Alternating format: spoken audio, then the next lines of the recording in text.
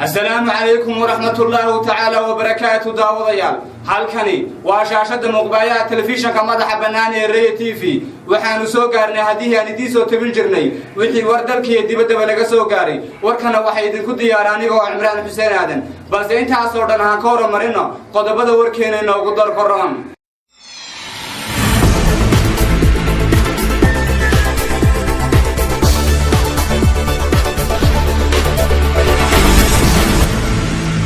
duwaagelinta iyo baaritaanada ka socota cusbitaalka guud ee magaalada Boorama oo maanta la soo gabagabeeyay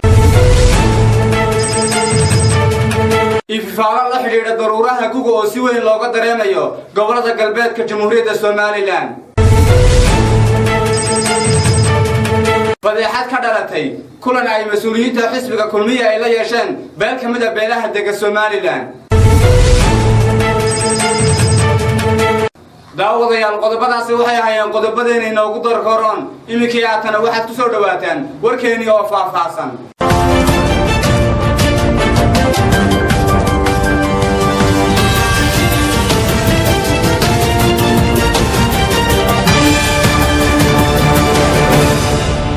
duwaagelinta iyo baaritaanada cudurrada indhaha ee ka socota cusbitaalka guud ee magaalada Boorama oo maanta la soo gabagabeeyay soo warbixintan uu noogu eegayo wariyahayga Cali Ismaaciil Aare cusbitaalka guud ee magaalada Boorama oo maalmihii aynu ka soo gudubnay ay si habsami ah uga socdeen hawlo la xidhiidha diiwaan gelinta cudurrada indhaha iyo qaliinada indhaha ayaa maanta duhurnimadii sida aan wararka ku hayno hawlwadeennada caafimaadka ee ka hawlgelayay halkaasi ay dadweynihii barxadda cusbitaalka guud ee magaalada Boorama sugnaa ee ka dhur sugayay liiska baaritaanka caafimaadka ku wargeliyeen in hawlihii isdiiwaan gelinta iyo baaritaanada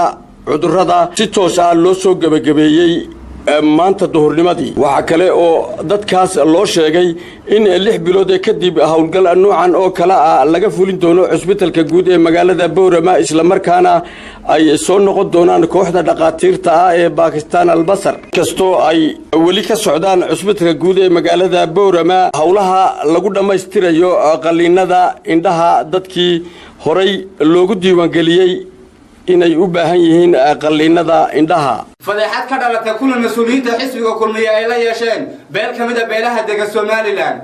warbixintan waxa inoo haya wariyahayga Cali Ismaaciil Aare wararka naga soo gaaraya magaalada Hargeysa ayaa sheegaya in maalinnimadii shalay xisbiga kulmiye mas'uuliyiintiisa sarsare ee qaar ka mid ay kulan la qaateen dhalinyarada iyo aqoon-yahanada beelaha Garxajiis ee ku dhaqan magaalada Hargeysa kulankan oo ay fooda isku dareen mas'uuliyiinta ka tirsan xisbiga kulmiye iyo aqoon-yahanada beelaha Habaryoonis iyo ciida gale ayaa waxay mas'uuliyiinta xisbiga kulmiye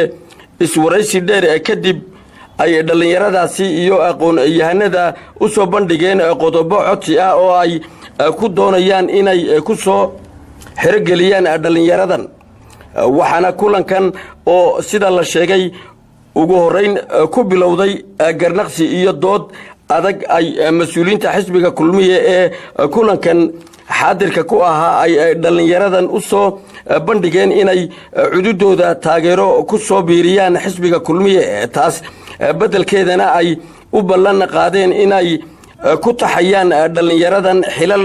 ay ka qabtaan xisbiga xukuumadda waxaana mas'uuliyiintan ay dhalinyarada ku wargeliyeen sida ay noo sheegeen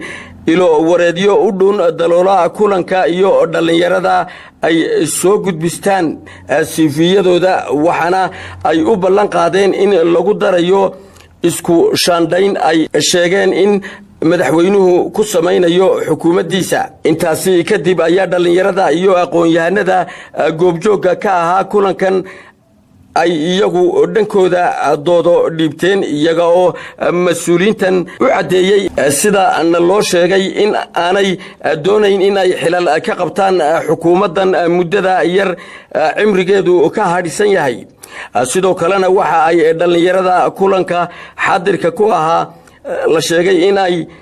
laba dhinac u kala jabeen isla markaana qolo ay taageertay codsiga loola yimid halka kuwo kalena ay ka soo horjeesteen isla markaana ka soo baxeen kulankaasi waxaa halkaasi ka dhashay buuq iyo sawaxan muujinaya kala afkaar duwanaanshaha dhallinyarada kaasoo sababay sida la sheegay in dhallinyaradii qaar ka midihii ay dibadda uga soo baxaan kulankaas gabagabadiina xogaha ayaa waxaa intaa ay ku darayaan in kulankan ay fooda isku dareen mas-uuliyiinta xisbiga kulmiye ka socotay iyo dhallinyarada iyo aqoon-yahanada beelaha garxajis aan wax natiijo ah la gaadhin iyadoo kulankaasi uu fashilmay isla markaana lagu soo kala kacay daawadee weli halkaad nagala socotaan waa shaashada muuqbaaya telefishinka madaxa bannaan ee Raya TV iminkii haatana waxaad u diyaar galowdaan qodobada kale aan idinka hayno gobolada dalka iyo geega Soomaalidu degto wafdi ballaaran oo hogaaminaya gudoomiyaha xisbiga mucaaradka ee wadani ahna musharaxa shaqada madaxweynenimo ee xisbigaasi Cabdiraxmaan Maxamed Cabdullaahi Ciro ayaa magaalada Brussels ee xarunta dalka Belgium ka soo gaadhay wafdiga Cabdiraxmaan Ciro waxa ku weelinaya xubno sarsare oo kamid ah xisbiga wadani wafdiga ayaa la kulmay guddiga baarlamaanka midowga Yurub u qaabilsan qaaradda Afrika waxaana uga warbixiyeen xaaladda dalka ee dhinaca abaaraha dad iyo dunyaba kala irdhisay iyo umuro kale oo la xiriira dalka waana kuwan xubnihii la socday Cabdiraxmaan Ciro oo faahfaahinaya kulankii ay la qaateen midowga qaaradda Yurub u qaabilsan qaaradda Afrika bismillaahir rahmaanir rahiim wafdi ballaaran oo ka socda xisbiga wadani mudane Cabdilqaadir Jirde Dr. Fadl Faadimo Saciid wakiilka ama infayga gaarka ah ee wadamada Yurub fadhigiisu yahay dalka Denmark waxaanu halkan u nimid inaan kala hadalno baarlamaanka Yurub arrinta ugu muhiimsan waxa weeyaan arrinta maanta ka taagan Somaliland iyo geeskaba iyo dhulka Soomaalidu degto oo abaarta iyo si loogu soo gurman lahaa shacbigaas waxaanu kaloo halkan u nimid inaan kala hadalno arrinta Somaliland guud ahaan اعتراف كونه مدير دونيني اعتراف الدور كعيار كرو هذه سومال للصيو أو كم تهاي نبضينته أما نبضه كيس كأفريقيا جودهان لضجال كرجهسده شقة أوركا يرينت تهريبته يرينته أما لضجال كبرعد بديته وحياة صور أنه هاي وحياة بيان كل هذا الدولة وحصل دور يوروب دور وين بكقاضي أو بلغات وين بيسميسي إن أباطك كقيب قاضي يصل العقب بدن ما يكون بلغ قاضين وهلا يا بلغها سناني مركب بدك السوق الجارين لكن بلغات كهرجينا إنه سوق جارو ضدك حتى هدي ربده ضدك باهدي ولي وقبان وهان قواضك ده ويشتى باهدي بقول كي بس ديت أنا ما استجاش حوالي وكذا معدن هو يجو كذا معدي ملا يجلان ما هيستان ملا طال وصيو في السنتر اسمه شرو مركب باهدي ويشتري سمودر دار حد ربده وزير دولها وزارة حنادة حولها سومالان عبدالرشيد الرياع ayaa ka hadlay xoolihii Soomaaliland oo intooda badan ku leedahay abaaraha adag ee ka jira dalka isagoo ka warbixiyay tarakoob ay ku sameeyeen dhimashada xooluhu intay gaadhay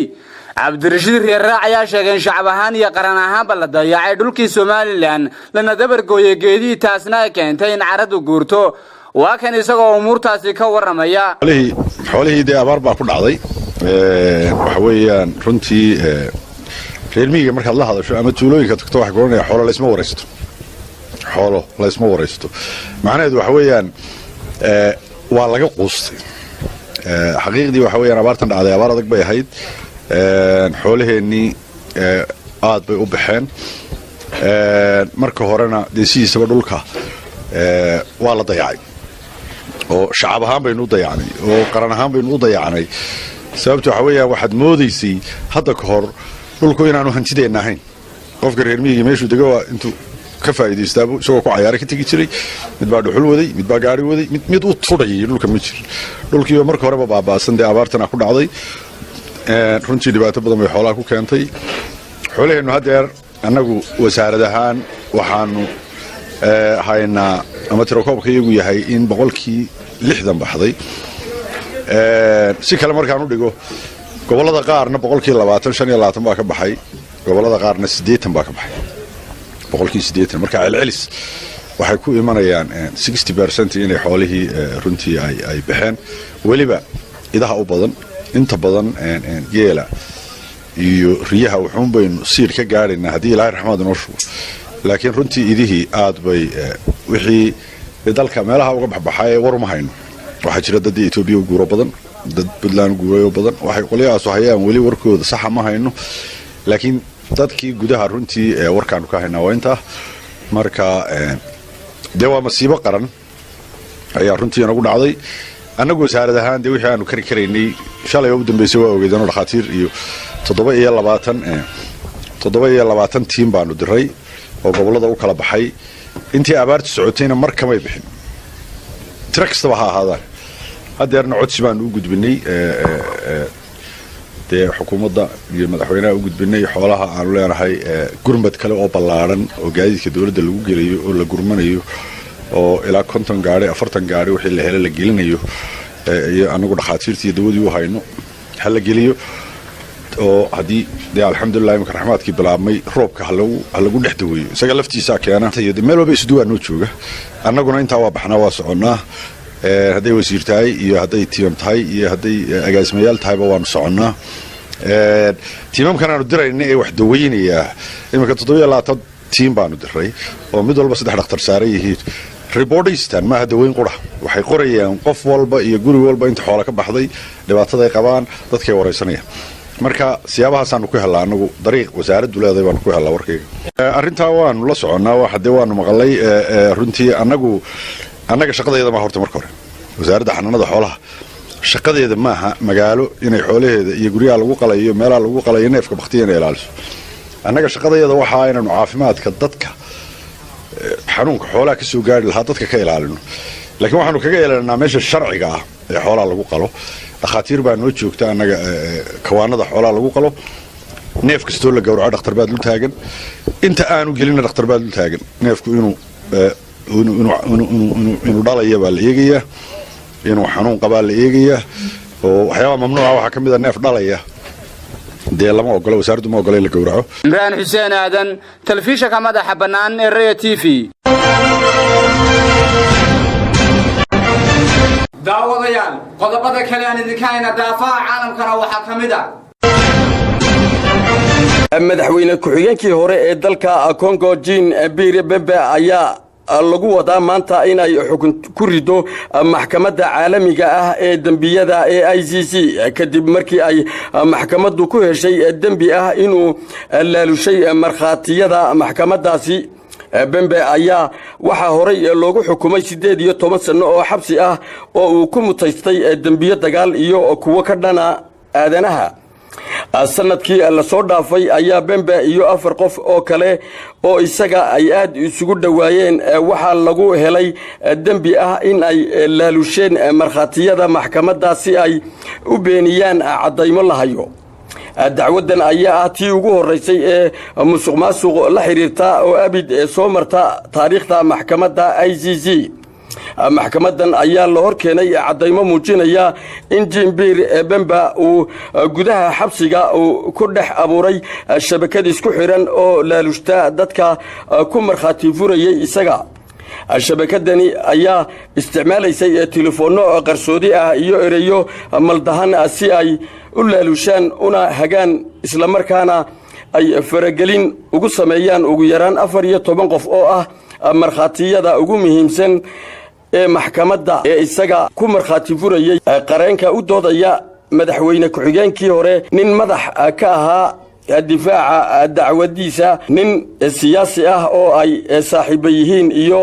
qof ka tirsan markhaatiyadiisa ayaa isu geyntooda lagu helay in ka badan 100 dembi arrintan ayay ku mutaysan karaan min 5 sano oo xabsi ah ganaax ama xitaa in la isugu daro labadaba maxkamadda ICC da ayaa rajaynaysa in dacwadan ay fariin cad u noqoto dadka kale taa oo ah in la ciqaabo dad isku daya in ay hor istaagaan cadaaladda Gorsuch oo ah ninka cusub ee uu magacaabay maxkamadda sare ee dalka Mareykanka Donald Trump ayaa si gaar ah ugu sheegay sanadka in qalad ay ku tahay hadii weerar argagixiso uu ka dhaco Mareykanka wuxuu sidoo kale u sheegay Congress-ka in weerarada madaxweyne Trump ay yihiin niyad jabin wuxuu ereyadaasi u isticmaalay si ku celcelisa oo joogta marka qof uu cambaareeyo daacadnimada ama sharafta ama niyadda xaakimiinta taasi waxaan u arkaa niyad jabin taasi waxaan u arkaa mid quusa sababtoo ah waan garanayaa runta ayuu yiri waxa la weydiiyay in dadka eedeeya garsoorayaasha uu ka hadlay inuu ka mid yahay madaxweynaha wuxuu ku jawaabay dadka waa isku mid afayeenka aqalka cad ayaa kadib bartiisa Twitter-ka ku qoray in Mr. Gorsuch uu u hadlay si waadix ah sidoo kalena uusan soo qaadin magac iyadoo dimuqraadiyaddu ay ku cadaadinayaan in uu ka hadlo arrimaha dooda dhaliyay wuxuu sheegay in ay qalad tahay in laga hadlo sida uu go'aanka u gaadhayo oo loo gudbiyo maxkamadda sare taasi waxay noqonaysaa bilowga meeshii ay ku dhammaan lahayd madax banaanida guddiga cadaaladda ayuu yiri Mr. Gorsuch wuxuu buuxinayaa booska xaakimkii maxkamadda sare kadib markii uu dhintay garsoorihii hore Antonio 13 bilood kadib welina wuxuu sugayaa in Congress-ku ay aqbalaan si uu qabto shaqada maxkamadda sare daawadayaal qodobka ayaa ugu dambeeyay wixii war dalka iyo dibadda baan idinka haynay warkana waxaan ila socodsiinaya anigoo ah Imraan Xuseen Aadan intaaynu ku kulmayna warka xiga haddii Allah awood loo ogolaado waa dhammaan bahda telefishinka Raya TV oo idin leh sidaas iyo nabadgelyo